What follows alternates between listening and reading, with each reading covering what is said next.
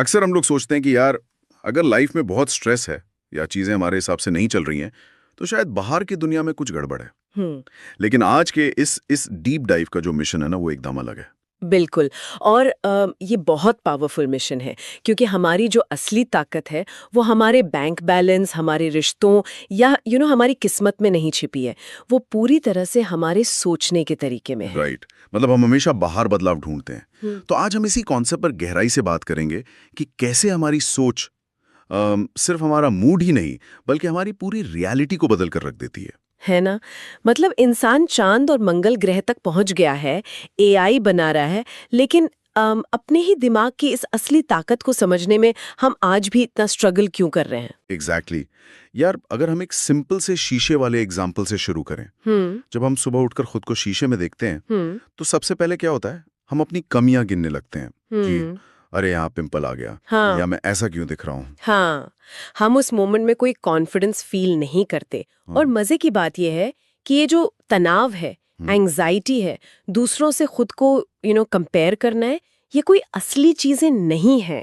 ये सिर्फ हमारे दिमाग के बनाए हुए भ्रम है, इल्यूजन्स हैं। मतलब ये सब सच में एग्जिस्ट नहीं करते। ये तो बहुत अजीब बात है यार, क्योंकि जो हम फील करते हैं वो तो बहुत रियल लगता है। वो रियल इसलिए लगता है क्योंकि कुछ लोग बहुत मुश्किल हालातों में भी एकदम शांत रहते हैं और सफल हो जाते हैं, और कुछ लोग मतलब छोटी सी परेशानी आने पर ही पूरी तरह टूट जाते हैं। सारा खेल इस बात का है कि दिमाग चीजों को प्रोसेस कैसे कर रहा है। तो अगर सब कुछ हमारे नजरिए का ही खेल है तो एक बहुत ही बेसिक सवाल दिमाग में आता है, हम सब जिस खुशी के पीछे भाग रहे हैं वो असल में है कहाँ? ये बहुत ही इंटरेस्टिंग सवाल है क्योंकि हम हमेशा यही सोचते हैं कि खुशी कहीं फ्यूचर में है। राइट। जैसे बस वो जॉब लग जाए तो लाइफ सेट है, या फिर बैंक में इतने पैसे आ जाएं तो मैं खुश रहूंगा। बिल्कुल। और साइकोलॉजी में इसे अराइवल फैलेसी कहते हैं। मतलब इंसान को लगता है कि बस इस मंजिल पे पहुंच जाऊं तो सारे दुख खत्म हो जाएंगे। पर ऐसा कभी होता नहीं है ना? एग्जैक्टली। क्योंकि जैसे ही वो जॉब मिलती है हमारा दिमाग वो तुरंत अगली टेंशन ढूंढ लेता है। हम लोग ना या तो पास्ट की जंजीरों में बंधे रहते हैं, पुरानी गलतियों का पोस्टमार्टम करते हैं, या फिर फ्यूचर की चिंता करते रहते हैं। तो मतलब जहां लाइफ असल में चल रही है, यानी आज और अभी, वहां हम होते ही नहीं है। बिल्कुल सही।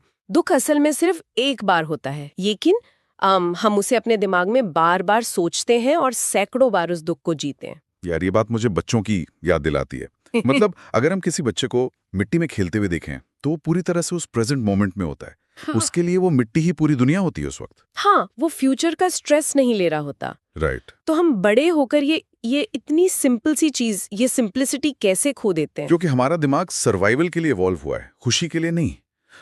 इसलिए हमें रोज प्रेजेंट में वापस आने की प्रैक्टिस करनी पड़ती है। प्रैक्टिस मतलब माइंडफुलनेस? हाँ, मतलब बहुत छोटी चीजें, जैसे जब खाना खा रहे हैं तो सच में उस खाने का स्वाद महसूस करना, या बस सुबह हवा की ठंडक को फील करना। रोज सिर्फ 10 मिनट खुद को आज और अभी में लाने की कोशिश करना बहुत जरूरी है। तो अगर खुशी प्रेजेंट में जीने की एक प्रैक्टिस है तो एक और सवाल आता है, हम अपनी रोजमर्रा की लाइफ को बेहतर बनाने के लिए सही आदतें कैसे बना सकते हैं? क्योंकि सोचना एक बात है और करना अलग बात है। बिल्कुल। और हमारे सोर्सेज भी यही बताते हैं कि सक्सेस कोई रातों रात होने वाला मैजिक नहीं है। ये एक पूरा प्रोसेस है। मतलब कोई एक बड़ा फैसला हमारी लाइफ नहीं बदलता। नहीं, बड़े फैसले जिंदगी नहीं बदलते, बल्कि सुबह उठकर सबसे पहले फोन चेक करना है या 10 मिनट मेडिटेशन करना है, ये जो छोटी छोटी चॉइसेस होते हैं ना, ये हमारी पूरी पर्सनालिटी बनाती हैं। लेकिन फिर भी हम अक्सर गलत आदतों को ही क्यों चुनते हैं? क्योंकि इंसान कंफर्ट को चुनता है। हमारा दिमाग सबसे आसान रास्ता ढूंढता है जहां कम एनर्जी लगे, और धीरे धीरे यही कंफर्ट वाली आदतें इंसान की पहचान बन जाती हैं। सबसे बड़ी गलती जो लोग करते हैं वो ये है कि किसी बड़े मौके का इंतजार करते हैं, जो मौका शायद कभी आता ही नहीं है। एग्जैक्टली। वो परफेक्ट मंडे या वो परफेक्ट न्यू ईयर कभी नहीं आता। तो इसके लिए मुझे ना एक कॉन्सेप्ट याद आ रहा है, 8% डेली इम्प्रूवमेंट वाला। मतलब अगर हम एक साथ 30 मिनट एक्सरसाइज करने का सोचें तो दिमाग डर जाता है, पर अगर हम सिर्फ 5 मिनट का टारगेट रखें तो दिमाग का अलार्म सिस्टम ट्रिगर नहीं होता। राइट। और जैसे 50 पेज पढ़ने की जगह सिर्फ 2 पेज पढ़ना, तो मेरा सवाल ये है कि जिस तरह सुबह उठकर ब्रश करना हमारे लिए एकदम नेचुरल है, क्या हम इस पर्सनल ग्रोथ को भी उतना ही नेचुरल बना सकते हैं? 100% बना सकते हैं।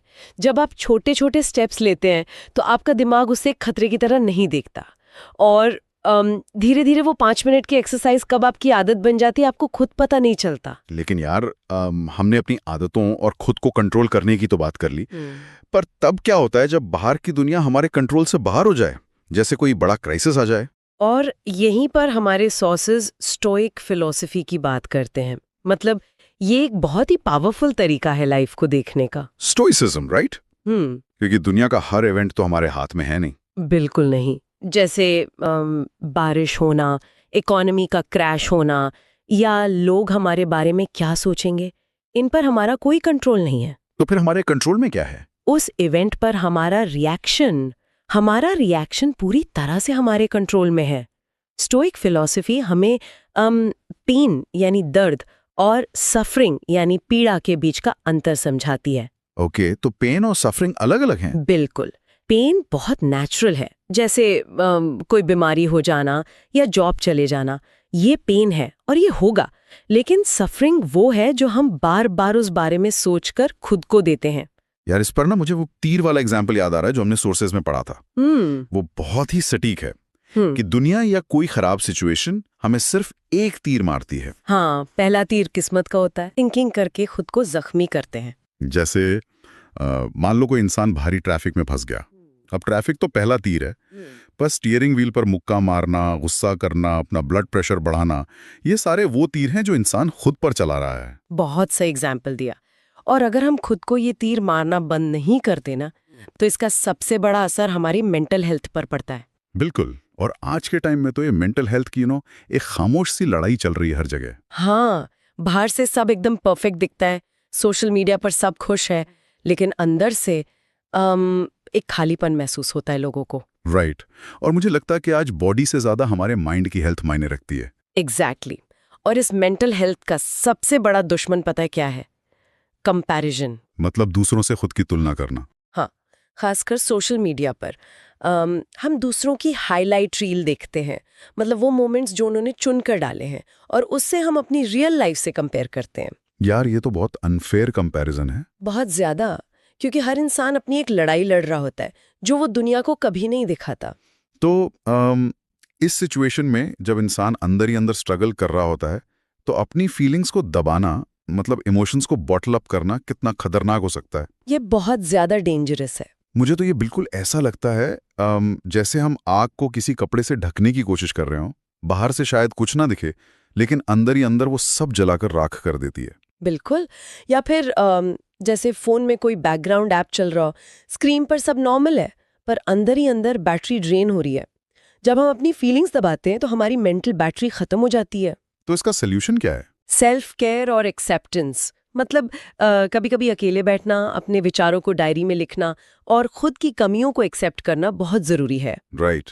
और मुझे लगता है कि इस मेंटल बैटरी को चार्ज करने में हमारे आसपास के लोगों का बहुत बड़ा रोल होता है। बिल्कुल। हमारी जिंदगी की जो असली ताकत होती है ना, वो हमारे रिश्तों में होती है। हाँ यार, मतलब आपके पास कितना भी पैसा हो, पावर हो, वो सब बेकार है अगर अगर आपके पास खुशियां बांटने वाला कोई ना हो। सही बात है। रिश्ते ही वो अदृश्य धागा है जो हमें मुश्किल वक्त में जोड़ कर रखते हैं, लेकिन ये रिश्ते अपने आप नहीं चलते। मतलब इन्हें मेंटेन करना पड़ता है। हाँ, जैसे एक पौधे को रोज प्यार और सम्मान से सींचना पड़ता है ना, वैसे ही रिश्तों को भी नर्चर करना पड़ता है। और रिश्तों में सबसे बड़ा जहर पता है क्या है? मुझे लगता है ईगो। एग्जैक्टली। हमारा अहंकार। जब रिश्तों में मैं और तुम की लड़ाई शुरू हो जाती है ना, तो हम की जो ताकत होती है वो पूरी तरह टूट जाती है। यार ये सच में सोचने वाली बात है, क्योंकि प्यार ना सिर्फ बड़े बड़े शब्दों से नहीं दिखता, बल्कि छोटे छोटे एक्शन से दिखता है। जैसे कि? जैसे बिना बोले किसी की छोटी सी मदद कर देना, या बस एक सच्ची मुस्कान। और सबसे बड़ी बात, गलती मान लेना। कुछ लोग ईगो में आकर रिश्ते खो देते हैं, पर अपनी गलती मानना कोई कमजोरी नहीं है, ये तो रिश्ते को बचाने की ताकत है। बहुत खूब। और इसी पर साइकोलॉजी का एक बहुत ही गहरा कॉन्सेप्ट आता है। इन सब चीज़ों को, रिश्तों को, आदतों को, खुशी को गहराई से समझने के बाद हमें उस मास्टर कंट्रोल रूम को समझना होगा जो इन सबको चलाता है। मतलब हमारी ह्यूमन साइकोलॉजी? हाँ, क्योंकि दुनिया का सबसे बड़ा युद्ध क्षेत्र बाहर किसी मैदान में नहीं है, बल्कि हमारे दिमाग के अंदर है। तो यहाँ वो बात एकदम फिट बैठती है कि खुद से लड़ने का जुनून रखो, दुनिया अपने आप जीत जाओगे। पर हम लोग तो बहुत लॉजिकल मानते हैं खुद को, है ना? हम मानते जरूर हैं, पर सच तो ये है कि इंसान लॉजिकल नहीं बल्कि इमोशनल प्राणी है। सच में? लेकिन हम तो हर चीज में लॉजिक लगाते हैं। हम सिर्फ अपने इमोशनल फैसलों को सही साबित करने के लिए लॉजिक ढूंढते हैं। अच्छा, इस पर मुझे एक स्टॉक मार्केट के ट्रेडर का एग्जाम्पल याद आ रहा है। हम्म। एक ट्रेडर जिसके पास दुनिया भर की नॉलेज है, उसे सारे ग्राफ्स पता है, लेकिन जब मार्केट क्रैश होता है तो उसका सारा ज्ञान गायब हो जाता है और वो डर और पैनिक में अपने शेयर बेच देता है। बिल्कुल। तो यहाँ पर हार उसकी नॉलेज की नहीं हुई, बल्कि उसके साइकोलॉजी की हुई, है ना? एग्जैक्टली। और साइकोलॉजी में इसे अमिगडाला हाईजैक कहते हैं। जब हमारा दिमाग खतरे को महसूस करता है तो वो हमारे लॉजिक वाले हिस्से को शट डाउन कर देता है। और एक और बहुत इंटरेस्टिंग चीज है जिसे कन्फर्मेशन बायस कहते हैं। कन्फर्मेशन बायस? हाँ। ये क्या होता है? इसका मतलब है कि परसेप्शन ही रियलिटी है। मतलब हम दुनिया में सिर्फ वही चीजें देखना पसंद करते हैं जो हमारी पुरानी सोच से मेल खाती हैं, भले ही वो सोच नेगेटिव क्यों ना हो। हाँ, अगर इंसान ने मान लिया है कि वो फेल ही होगा तो उसका दिमाग सिर्फ उसी बात के सबूत ढूंढेगा, क्योंकि इंसान सही होने से ज्यादा सही महसूस करना चाहता है। अरे बाप रे, मतलब हम अपनी ईगो को बचाने के लिए खुद को ही धोखा देते रहते हैं। बिल्कुल। इसीलिए कई बार लोग जिंदगी बदलने वाली सलाह को भी इग्नोर कर देते हैं, सिर्फ इसलिए क्योंकि उनकी ईगो हर्ट होती है। यार, आज के इस डीप डाइव ने तो सच में दिमाग के कई जाले साफ कर दिए। मतलब अगर हम पूरे डीप डाइव को समराइज करें तो हमने देखा कि खुशी कहीं फ्यूचर में नहीं बल्कि आज और अभी में है। हाँ, और हमारी छोटी छोटी आदतें ही हमारी पहचान बनाती हैं। राइट।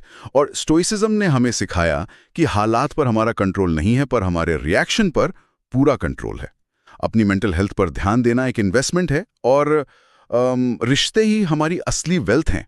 कुल मिलाकर बात वहीं आती है, आप वही बन जाते हैं जो आप सोचते हैं। बिल्कुल सही। तो इस डीप डाइव को खत्म करने से पहले वो कौन सा एक फाइनल थॉट है जो आप यहाँ छोड़कर जाना चाहेंगी? मैं बस यही कहना चाहूंगी कि अब हम जान चुके हैं कि हमारी हर सोच हमारी रियलिटी बना रही है। तो इस डीप डाइव के खत्म होने के ठीक बाद जब आप अपने काम पर वापस लौटेंगे तो वो पहला विचार कौन सा होगा जिसे आप अपने दिमाग में आने की परमिशन देंगे? क्या बात है!